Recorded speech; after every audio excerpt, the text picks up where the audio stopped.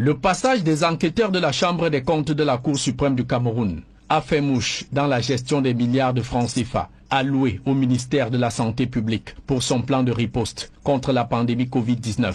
Sur la liste des premiers suspects, le chef de ce département ministériel, le docteur Manaouda Malachi, plusieurs fois accusé de façon péremptoire de détournement de fonds Covid par le député SDF Jean-Michel Nintieu. Au cœur de ce scandale financier, la surfacturation par 10, voire 15, des budgets affectés à chaque rubrique du plan de riposte de la santé publique, avec comme moyen d'action la violation systématique du Code des marchés publics, au nez et à la barbe du ministre délégué Ibrahim Talba Mala, le chef d'orchestre en principe des marchés publics au Cameroun. Ainsi, le gendarme des finances publiques tombe des nues devant l'ampleur des malversations des 45 milliards de francs CFA du Fonds monétaire international déversés dans le portefeuille de Manaouda Malachi. Premier point saillant du rapport de la Chambre des comptes, le cafouillage dans l'attribution de 95% de marché à un seul prestataire, Medilin Medical Cameroun SA, qui a empoché 24 milliards 500 millions de francs CFA, soit la moitié de la dotation globale du ministère de la Santé publique. Fait hallucinant, relève la Chambre des comptes. Medilin Medical Cameroun SA était en veilleuse depuis sa création le 13 septembre 2017, avec un solde d'actifs financiers nul sur ses comptes au 1er janvier 2020. Le prestataire signant ses premiers contrats le 19 juin 2020 avec le ministère de la Santé publique. Medilin Medical Cameroun SA a donc été réactivé pour les besoins de la cause, en conclut la Chambre des comptes de la Cour suprême. Deuxième rubrique où l'opacité de la gestion et les irrégularités procédurières se passent de tout commentaire. L'achat des équipements de protection individuelle de 2 milliards 900 millions de francs CFA budgétisés. C'est plutôt 23 milliards qui ont été dépensés, soit un écart de surfacturation de 20 milliards 845 millions de francs CFA pour un préjudice de 2 milliards 277 millions de francs CFA à l'État du Cameroun. Autre, venez voir l'acquisition des équipements médicaux de prise en charge des patients Covid-19 de 4 milliards 800 millions de francs CFA. Les gestionnaires de cette rubrique ont délibérément porté l'enveloppe à 11 milliards 154 millions de francs CFA, soit un écart de plus de 5 milliards de francs. Dans ces investigations, un délit d'initié ahurissant, l'attribution de 5 marchés de 800 millions de francs CFA au sieur Abakar Sidiki Diaby, promoteur de 3 entreprises et par ailleurs un membre de la famille du président du groupe de travail, Ousmane Diaby, chef de la division des projets au ministère de la Santé publique, qui avait roulé dans la farine, Feu Alim Ayatou, secrétaire d'État chargé des épidémies et pandémies au moment des faits. Dans ce feuilleton Covid-Gate, l'achat des ambulances est un autre serpent de mer, avec dans le coup le fameux Medilin Medical Cameroun SA et son acolyte la société Yahoo Farm, tombé comme un cheveu dans la soupe Covid-19, pourtant ne figurant nulle part dans la shortlist des entreprises préqualifiées pour la fourniture des ambulances. Des 880 millions de francs CFA engagés pour l'opération, aucune ambulance n'a été livrée depuis le décaissement des fonds le 20 août 2020. 7 mois qu'on attend les ambulances ne viennent pas. Autre découverte de la Chambre des comptes, le flou artistique entretenu dans l'aménagement des centres de mise en quarantaine, dans les logements sociaux de Douala et Yaoundé et les aéroports. 141 millions de francs CFA payés pour plusieurs marchés fictifs, noyés dans des irrégularités procédurières d'envergure, à l'instar des marchés livrés sans procès verbal de réception. Quant à la rubrique du renforcement des mesures barrières, le budget de 70 millions de francs CFA arrêté a été quadruplé à 384 millions de francs, soit un gap de 314 millions 500 000 francs CFA.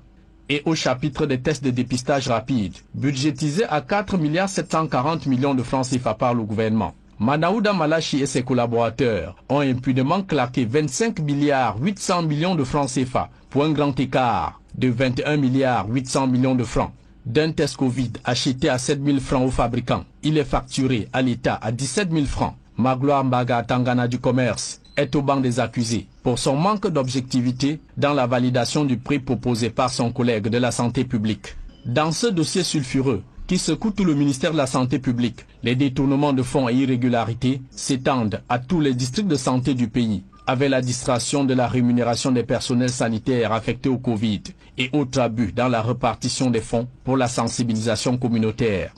Loin d'être exhaustive, les malversations ont touché les 750 millions de francs CFA affectés à la gestion de la mise en quarantaine des premiers voyageurs covidés arrivés au Cameroun en tout début de la pandémie. Des centaines d'entre eux n'ont pas été convenablement pris en charge comme prévu. Épique du scandale dans ce dossier, les propriétaires des hôtels réquisitionnés en son temps réclament encore 53 millions de francs CFA. Les enquêtes tant souhaitées ont finalement eu lieu et les détournements révélés à Mondovision des petites et grosses têtes pourraient donc tomber d'ici là. Conformément à la correspondance du ministre d'État secrétaire général de la présidence de la République, Ferdinand Ngongo, demandant au ministre Laurent Esso de la Justice de traquer tous les auteurs, co-auteurs et complices de détournement de 180 milliards de francs CFA du FMI pour la lutte contre le coronavirus au Cameroun. Et au ministère de la Recherche et de l'Innovation, la Chambre des comptes met à nu les magouilles de Madeleine Tchente sur l'achat des médicaments. La maire du Fimpancras a importé de la chloroquine et de la zithromycine de l'Inde pour les faire passer pour des médicaments produits au Cameroun. Donald Brice Kamga. 4 activités ont retenu l'attention de la Chambre des comptes de la Cour suprême. Ce sont celles réalisées par le ministère de la Recherche scientifique et de l'Innovation sur les 7 que ce département ministériel devait exécuter dans la lutte contre le coronavirus. De ces 4 points présentés par la synthèse du rapport d'audit, la haute juridiction s'attarde spécialement sur le premier. C'est la production de la chloroquine et de l'azithromycine. Cette activité a été budgétisée à 4 milliards 54 millions de francs CFA. Une activité découlant d'un accord obtenu de la présidence de la République, laquelle a autorisé la fabrication au Cameroun de ces 2 antipaludéens, soit 5 millions de chloroquine et 500 000 comprimés d'azithromycine. Au 31 décembre 2020, la Cour suprême note que le MINRESI, à travers l'Institut de recherche médicale et d'études des plantes médicinales, a dépensé 657 millions de francs CFA. Des dépenses présentées comme ayant permis de fabriquer des médicaments au Cameroun, alors que ceux-ci ont été importés de l'Inde, puis reconditionnés. Deuxième irrégularité, l'IMPM dont il s'agit n'était pas en mesure de fabriquer de la chloroquine selon un avis de la direction de la pharmacie du ministère de la Santé publique. Troisième irrégularité, le MINRESI a acquis de l'Inde 300 kg d'intrants d'azithromycine.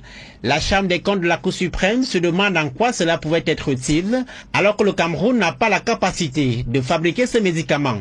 Quatrième récrimination, la procédure d'acquisition par le MINRESI des médicaments à l'étranger est illégale, souligne le rapport qui rappelle que seule la CNAME, la Centrale nationale d'approvisionnement en médicaments et consommables essentiels, est habilitée à le faire. Cinquième récrimination, sur un montant total de 70 millions de francs CFA débloqués dans le budget de l'IMPM pour la rénovation du site devant servir à la fabrication des médicaments dont il est question, 15 millions de francs CFA ont été utilisés pour des activités éloignées de cet objet. Sixième récrimination, jusqu'au 31 décembre 2020, le MINRESI n'avait pas transmis au ministère de la Santé publique les médicaments malgré les instructions de la présidence.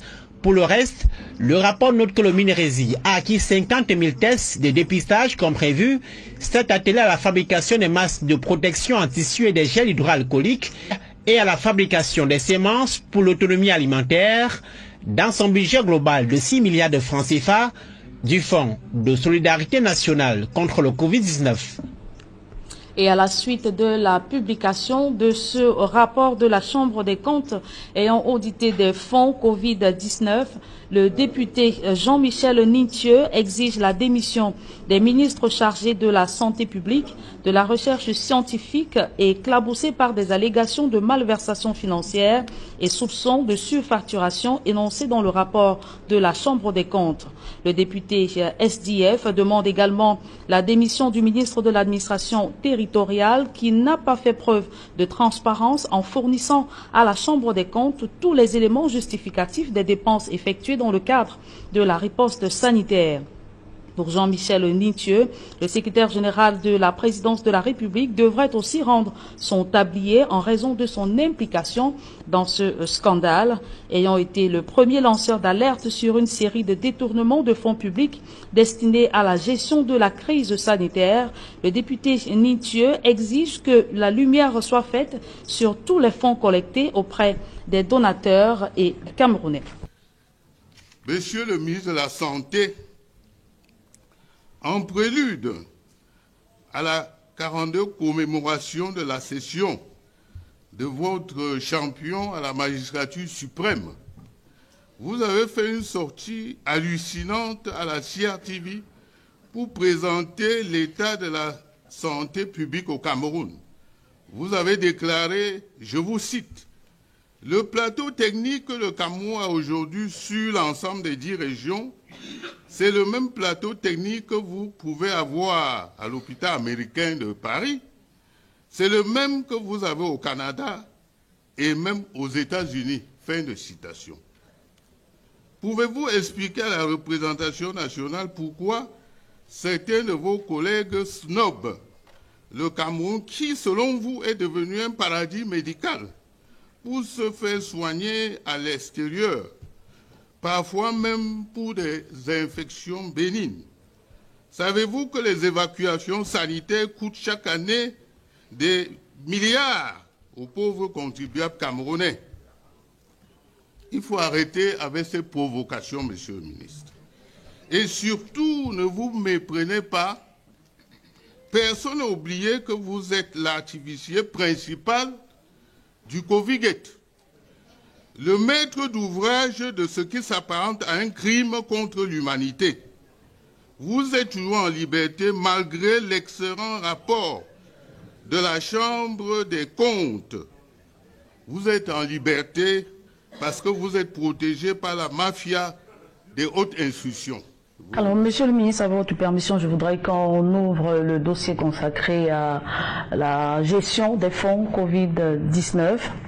La Chambre des comptes, dans ses 3 rapports, a dénoncé les détournements massifs, des surfacturations, des marchés fictifs, tout en précisant qu'il y avait 12 cas graves susceptibles de revertir une qualification pénale. D'aucuns, notamment le député Jean-Michel Nitieux, a au cours des questions orales à l'hémicycle parlé de crimes contre l'humanité. Que pensez-vous de ces accusations extrêmes? Mais je ne pense rien. Je ne pense rien, chacun est dans son rôle. Celui qui veut faire le buzz, fait le buzz. Celui qui veut nuire, va nuire. Celui qui veut la vérité, va là où se trouve la vérité. Et j'ai un censeur qui est le président de la République qui m'a nommé. Et donc, toutes les fois que ce président ne m'a pas dit « tu as commis un crime », je vais continuer ma mission. Mais le rapport de la Chambre des comptes, il est là. Chacun, je ne suis pas sûr que c'est le même rapport que nous avons tous lu. Si vous prenez les premières investigations qui ont été faites, vous prenez les investigations, enfin le rapport final, ou c'est pas moi, mais vous ne verrez pas la même chose. Mais toujours est-il que... Est-ce que le ministère de la Santé n'a pas été épinglé dans le rapport de la Chambre des comptes? Toujours est-il que nous n'y sommes plus, pour moi. C'est-à-dire que nous avons répondu à des questions, les services concernés sont en train de faire le travail. Nous avons reçu plusieurs demandes de renseignements, nous avons été entendus, nous avons donné l'information qui était à notre disposition. On ne peut pas donner ce qu'on n'a pas. Nous avons donné l'information qui était à notre disposition et pour nous, nous continuons notre mission. Le problème avec cette affaire, c'est que à un moment donné, j'ai l'impression que certaines franges de la population et certains leaders que vous citez avaient voulu qu'on cesse, n'est-ce pas, de travailler pour les populations camerounaises, pour que ces populations camerounaises se plaignent, pour que cette population camerounaise n'ait plus droit aux soins, pour que nous n'avancions plus dans notre système de santé. Ce n'est pas notre mission. Il faut comprendre que lorsque monsieur le président de la République vous nomme quelque part comme responsable, vous fait l'honneur, comme il nous a fait cet honneur, ce privilège, on nous donne une mission. Et la mission, c'est de faire en sorte que les Camerounais puissent être en santé, puissent avoir cette sécurité sanitaire, travailler pour développer leur pays. Nous avons reçu cette mission et nous ne pouvons pas faillir, quelles que soient les interférences que nous recevons, quels que soient les coups que nous allons recevoir, quelles que soient les flèches que nous allons recevoir, on ne peut qu'avancer. J'aimerais simplement que nos compatriotes, à défaut de lire les documents que nous produisons et que nous mettons à la disposition du public, se donnent peut-être la peine de visiter l'un de nos hôpitaux de référence et ils auront une idée de ce que nous avons aujourd'hui. Le plateau technique que le Cameroun a aujourd'hui sur l'ensemble des 10 régions, je dis bien 10 régions, c'est pas que Yaoundé, c'est pas que Douala, C'est le même plateau technique que vous pouvez avoir à l'hôpital américain de Paris. C'est le même plateau technique que vous aurez au Canada, vous aurez aux États-Unis. Nous avons même un ensemble de produits aujourd'hui, d'équipements aujourd'hui, à l'hôpital général de Garoua. Des équipements qui ont été apportés par le pays ami qui a permis la construction de cet hôpital, la Corée du Sud, qui n'existent même pas dans certains hôpitaux européens et américains. Nous les avons. Est-ce que cela a contribué à faire baisser le taux d'évacuation sanitaire à l'étranger? Évidemment. Évidemment, aujourd'hui, c'est résiduel, n'est-ce pas, les évacuations vers l'extérieur. Nous privilégions plutôt l'évacuation en interne. Vous êtes à Maroua, vous avez besoin d'une évacuation, on vous évacue à l'hôpital général de Douala, à l'hôpital général de Yaoundé, à la Kendine. On fait ce genre d'évacuation et on limite, n'est-ce pas, les évacuations qui se font à l'extérieur. C'est vrai que nos compatriotes, je ne sais pas ce qui se passe, mais la plupart voudraient à tout prix aller à l'extérieur. Et donc quand ça vient, on a des pressions. Mais qu'est-ce que nous faisons? Nous disons non, on ne peut pas, sur la base d'une déclaration. Et ça aussi, ça interpelle les médecins qui font les rapports. Parce que nous avons des fois l'impression que ces rapports sont des rapports complaisants. C'est pour ça que nous demandons toujours une contre-expertise au niveau de la commission, du comité national de santé. Au ministère des marchés, pour vous suspendre, parce que vous ne pouvez pas demander aux gens de venir regarder un truc en sachant que vous-même vous voyez que vous avez mal fait. Moi, je n'associe pas mon nom à des choses, à des bricoles. Quand on bricole, je n'y suis pas. Moi, je vous le dis. Tous les responsables, d'ailleurs, que ce soit les ingénieurs, que ce soit... Quand il y a du bricole, ne m'amenez pas là où il y a du bricole. Je n'associe pas mon nom à des bricolages. Quand on fait quelque chose, on le fait bien. Et ce n'est pas parce qu'on est à l'extrême nord qu'on va faire des choses au rabais. Ça, vous allez le faire à Yaoundé. Qui va vous accepter ça à Yaoundé? C'est parce qu'on est à l'extrême nord qu'on doit faire les choses au rabais. Alors, le riz d'Olka est très simple. C'est que lorsque j'apprends qu'on veut nous offrir 4000 sacs de riz, je l'apprends de la bouche du ministre du Commerce, qui m'appelle pour me dire ceux qui étaient à Oka veulent nous offrir 4000 sacs de riz. Je lui ai dit, qu'est-ce qu'on en fera? Il me dit, c'est pas mais c'est leur contribution citoyenne à la lutte contre la Covid. Je lui ai dit, ok, dans ce cas, garde-les chez toi là-bas, j'arrive. Je prends donc tous ceux qui sont en charge de la lutte, on est à la cour du ministère du Commerce. Le riz était dans le camion, j'ai dit ne descendez pas, le riz sortait un seul sac. On a descendu un seul sac. On a, pour les besoins de visibilité de l'entreprise, on a fait la photo et tout. Alors la recommandation que j'ai faite, j'ai dit à M. le ministre, on va remettre le sac.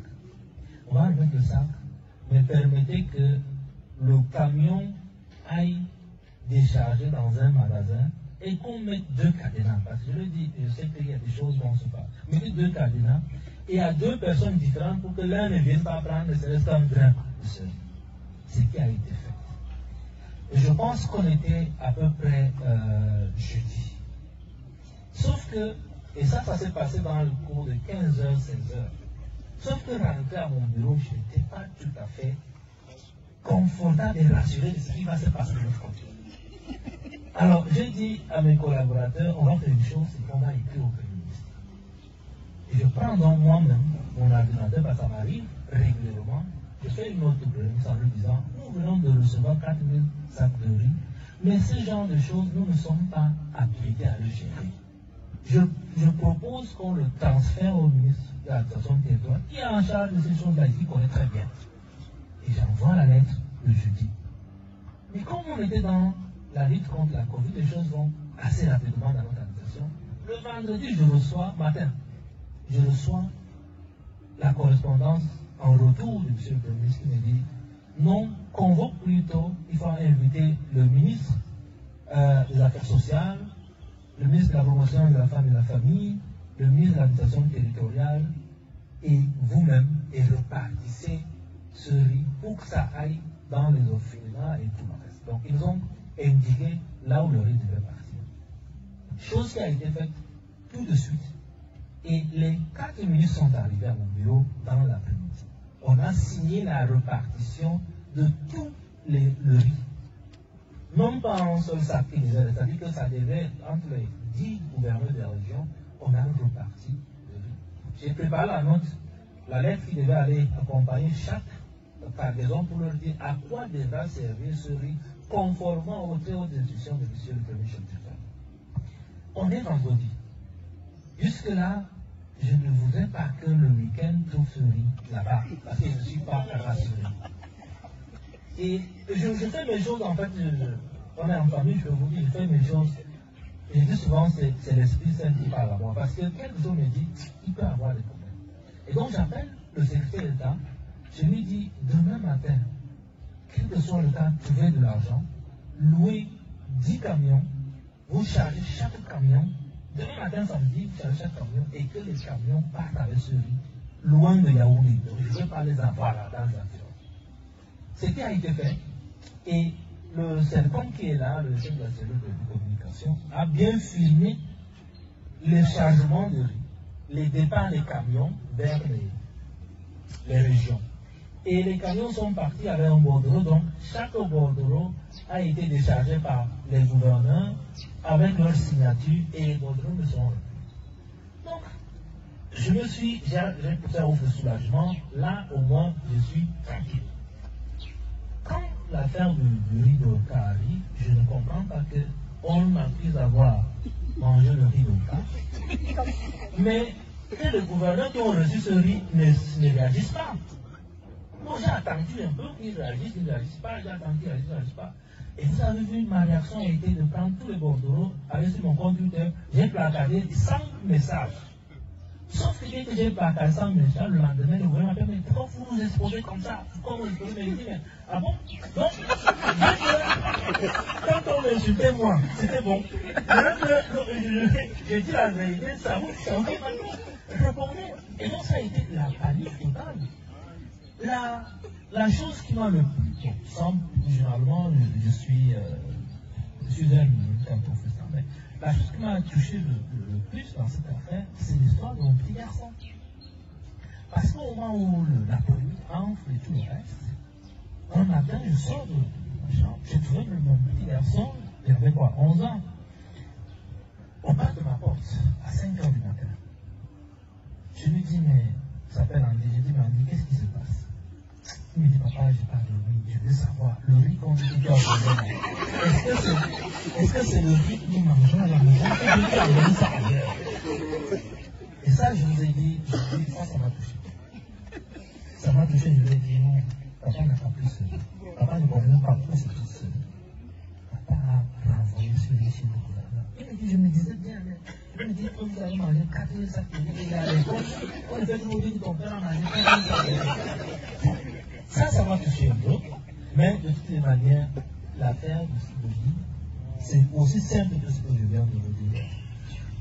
Un grand n'a pas cherché son frère ici à Yaoundé, mais tous les 4 000 sacs sont allés dans les régions. Maintenant, qu'est-ce qui a été fait? Ce n'est pas moi. Parce qu'ils savent, les gouverneurs savent comment gérer cela.